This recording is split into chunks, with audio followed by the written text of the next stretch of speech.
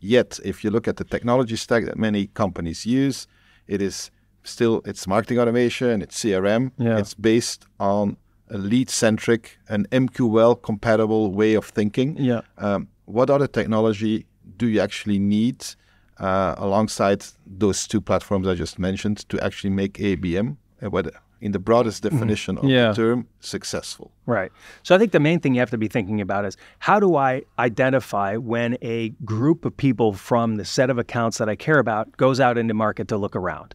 And that means you have to be able to see all of those third-party intent signals. You have to be able to see all the signals that are on your own website. And you have to be able to see, of course, the people who filled out forms. That's not a given. So like most organizations today don't have a capacity to notice if 2 or 3 people from an account fill out a form instead of just one. Like most people just don't notice that that's happening. That's criminal, right? That should be changed, right? You should, I won't say you should be punished for that, but we're getting to the point where you should Stepped on the wrist. Right. But the problem is, it's very difficult if you have, all of those 3 things exist. You can buy different forms of that. You can buy third-party intent. You can get a tool that de-anonymizes your web traffic. And of course, you have a marketing automation tool or something that collects the leads. But if they're not connected, then it's still going to be almost impossible to understand which accounts are really in market, right? These disparate signals.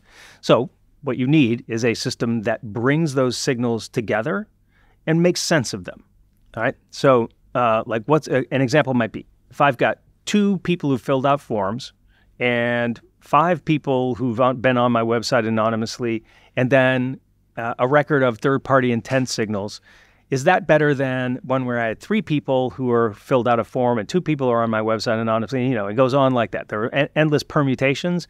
You're not going to be able to figure that out manually. And that's what AI is for, to look at those things, bring those signals together, look at that, identify the pattern that says, this is meaningful, you should pay attention to this, do something with this. And that's really what marketing needs. Marketing automation didn't automate much, right? This is the stuff that really needs to be automated, right? Seeing all those signals. I think of what we do at Sixth Sense is a signal collection and sense-making machine. Just collect all of the signals.